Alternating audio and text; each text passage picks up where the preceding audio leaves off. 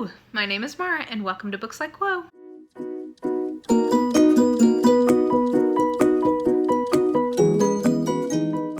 So we don't have a new Poirot book to talk about this week, but we are going to do a little kind of like state of the Poirot. And I did one of these kind of at either the beginning of this year or the end of last year, just sort of saying how things were going so far, talking about some themes that I had observed up until that point and things that I had taken away. So I'll do a little bit of that, but most of what I want to spend this video doing actually is doing a kind of a reconciliation of my rankings, because in thinking, the more I've thought about some of the ratings and rankings I've given, the more I've realized I think I need to do a little bit of tweaking. And I think that this tweak will get us through to the end because I don't have that many Poirot books left. But I realized like I needed to switch some things up because I think I'd been overly harsh on some things and overly generous in other areas. So we will spend most of the video doing that. But first, let me just say a couple things about just like how I'm feeling and where we're at. So in terms of how I'm feeling about things, I will say that it's getting to be a little bit of a chore to keep reading these. And frankly, that's because it's clear that it was a little bit of a chore to Agatha Christie to write them at this point. I think we're just at the point where her lack of enjoyment in Poirot is just evident in the books. The last one we read was Cat Among the Pigeons, and literally he's only in like a third of that book.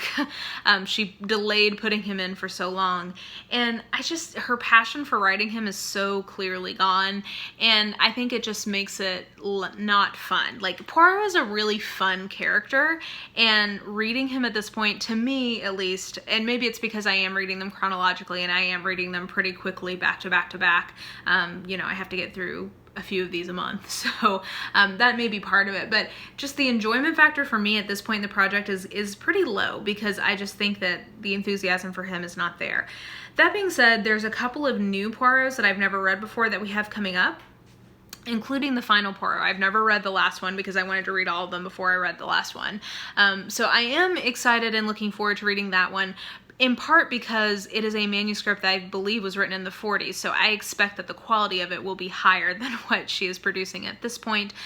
We are now, the part of why I chose right now to kind of do my check-in is that this is, Cat Among the Pigeons was the last book in the 50s, so we are about to enter the 60s and 70s, which really is sort of it is the twilight of her career. And I think what's interesting when we get into the ratings, I don't think I'm going to like any of the coming Poirot books better than the ones that I have now. Like, I don't think any of them are going to be at the top of the list, probably. Who knows? I could be surprised, but I don't expect that the top of the list at this point is going to change all that much. So it's interesting in that respect to think about kind of how bad will the rest of them be. And will I be pleasantly surprised that they're a little bit better? Who knows? We'll see. I've read a few of the ones, I've read most of the ones that we have coming up, and I don't remember them being great. All of this, I should also say, though, is that a bad Agatha Christie book is still much better than lots of other people's good books. So it's not that these, for the most part, it's not that these are terrible books. It's just that I think that her time is kind of waning.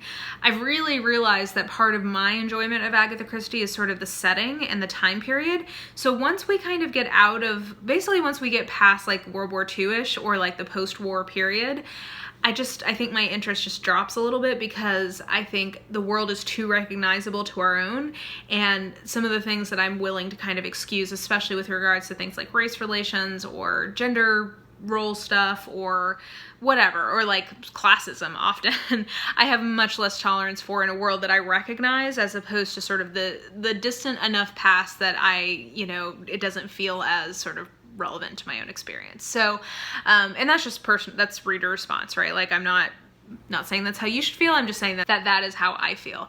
So, yeah, I think that enjoyment-wise, my enjoyment is getting lower. In terms of ongoing themes, I do think that we are really continuing to see her harping on this whole idea of heredity, and I think past Crooked House, I think my enjoyment of that exploration of that theme has also diminished. So I've noticed that is something that's coming up a lot. I'm noticing that the kind of relationship between the old and the younger generations is something that comes up a lot, which makes sense given that Agatha Christie by this point is coming up on 70. And I think she's sort of looking at kids these days, kind of a thing.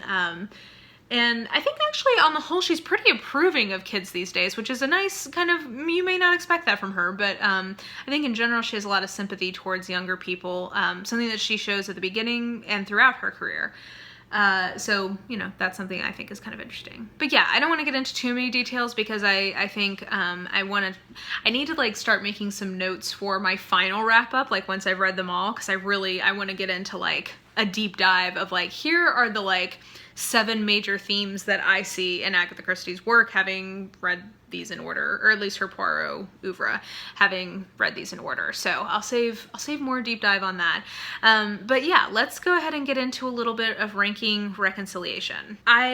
So one thing that I did was I not only reordered these, I also color coded them to be ones that I absolutely love, like my all-time favorites, ones that I think are really, really good and I really enjoy, like ones I would still highly recommend, ones that I think are like fine, like they're good, but they're not like the best, they're just sort of like good, ones that I think are not as good, and ones that I think are bad. So sort of like a 1 to 5 star on the Agatha Christie scale, because I think the lowest star I gave to anything Agatha Christie ever is 2 stars. So an Agatha 1 to 5 scale here. So let's start notably at the top. So the major thing that has changed is that upon reflection, I realized that I don't think that Poirot Investigates is actually my favorite book that I've read so far. And I essentially realized that because I don't think, for as much as I absolutely love Agatha Christie short stories, I kind of realized that I think sometimes my love of the short stories overwrites the actual goodness of it. And upon reflection, so I was like, okay, maybe then I need to bump Murder on the Orient Express up to be my favorite.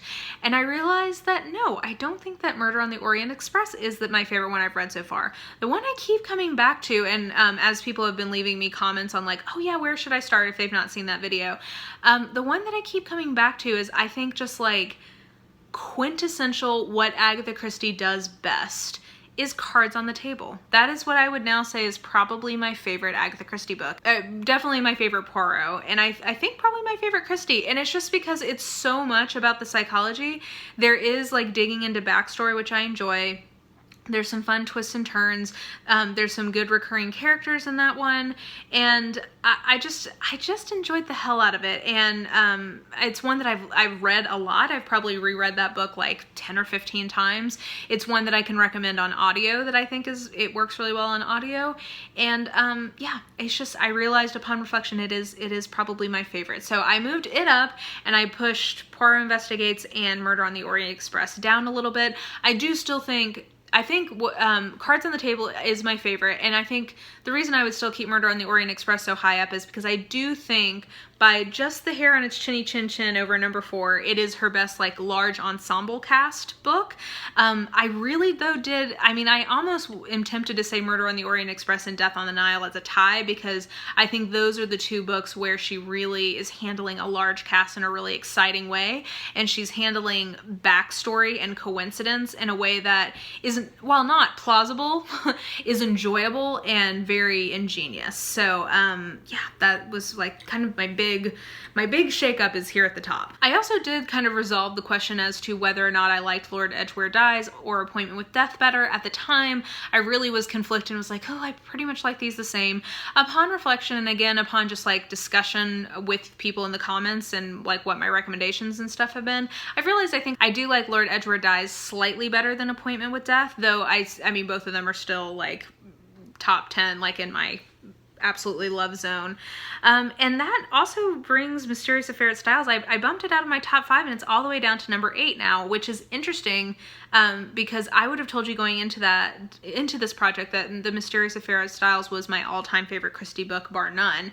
And now it's in my top 10, and it's one that I still say that I love, but it's on the cusp of the ones that I love. And if we were including non-Poirot books, I'm not sure if it would still be in the top 10. So that, at least for my personal, ratings and reflections, that is an interesting development to me. Okay, getting into the ones that I think are really good, just like not my all-time favorites. The biggest kind of mix up here, or like shake up here, is that I realized that I did need to bring the big 4 slightly down, even though I know objectively it shouldn't even be this high, but for me it still is. But I brought it a little bit down, and I brought Murder of Roger Ackroyd and The Murder in the Muse up, because Murder in the Muse I just think is a great little collection of novellas, and really, I think if you want to get Agatha, it's one I realized that it really encapsulates a lot of classic Agatha Christie tricks. So like tricks she really likes to play in terms of the mystery mechanics. And I think thematically it's also a very good summation of her work. So I wanted to bring it up a little bit because upon reflection I was like, yeah, that really was a fantastic collection, and one that I think could be a good place for people potentially to start with Agatha Christie. So and I realized that having The Murder of Roger Ackroyd as far down as I didn't make sense, because I actually really still do love that book. I mean, I love most of these, but it is just such a classic, and I think because I guessed what the kind of trick in that book was earlier than I probably would have, like for maximum enjoyment should have, I think that is what sort of diminishes it slightly in my mind. But still, it is a fantastic book, and it was a very big innovation in terms of popularizing that particular trope or trick, and yeah, I mean, it just deserved to be a little bit higher up. So this sort of like really good zone, I feel a lot more comfortable with kind of the ones that I have in there. Okay, and then we're getting into the ones that I think are like good, like really good, just solid ones that are kind of middle of the road, not amazing, not ones I think are her best, but also still like completely enjoyable, very good books. Not a lot of shakeup here in terms, sorry, I'm looking down to see my little list here. Not a huge shakeup in terms of my rankings. I would say maybe one of the most notable things is I did bring The Labors of Hercules much higher up than it was before, just because I think I was feeling salty at the time about the contrivance of the kind of like pattern that the stories were taking after, and that's not really fair because it is a very, very good collection of short stories. I don't like it quite as much as I like The Underdog and other stories, which I put a little higher because I love me some Hastings, but this is still really, really good and has the Nemean lion in it, which I think is great, and one that Poirot has brought up in several subsequent books, so I can tell she must have really liked that story as well. So I felt like I had unduly punished it because of my crankiness at the time, so I did raise its ranking quite a bit. I also brought up The Peril at In-House quite a bit, just because I felt like, again, I think because it was, I think maybe number 8, like I think it was 7 or 8 in terms of the numbering of when I read it. I think I was probably unduly harsh on that book. And I think objectively it is quite a good book. I don't love it the way a lot of people do. But again, I think I was feeling a little cranky, and that's why I did not get as good of a rating as it probably should have. So I brought that one up as well. I should say that I also did bring the ABC Murders up a little bit, because I think, again, upon reflection, it's an earlier one, and I still don't love it the way a lot of people do, but I think if you are forgiving of the kind of more, if you're forgiving of how she handles the serial murder aspect of that book, I think that it's one, many people love that book, and it, I think, is it's an early innovator in the whole genre of a serial killer type story. So in that respect, it probably also deserves some credit. So I did raise it up a bit as well. Okay, and then I have a few here that get into ones that I think are just like meh, like they're just objectively not that good. I don't think, I mean, they're well written, but they're just like, most of these are later Christie, and they're just not like, the thrill is gone a little bit by this point in her Poirot career. So these are all ones that are fine. I did lower Cat Among the Pigeons down a bit from where I had it last week, and that's because when I redid the whole list, it became clearer where it probably belonged. I still have an affection for that book, and that's why these are, they're not terrible. I'm not saying that these are like the worst. It's just in the Christie verse, this is like a 2-star. But objectively, these are still probably like 3 stars on my normal scale. So none of these are bad, just not, I don't think, that great. And then the 3 that I'm holding in and saying are like not good, like I think that there's some real flaws with them, as like either structurally or narratively or characterization wise or plot wise, there's a real issue. Like I think that all 3 of these have some kind of major problem with them. But again though, I want to say that for an Agatha Christie book, like, these are not great, but like in the rest of mysteries, these are all still perfectly fine. So like if you love these, don't think that I think you have terrible taste. For me, I think that there was a big problem, and that is 3-Act Tragedy, The Mystery of the Blue Train, and Taken at the Flood, which is holding steady at the bottom.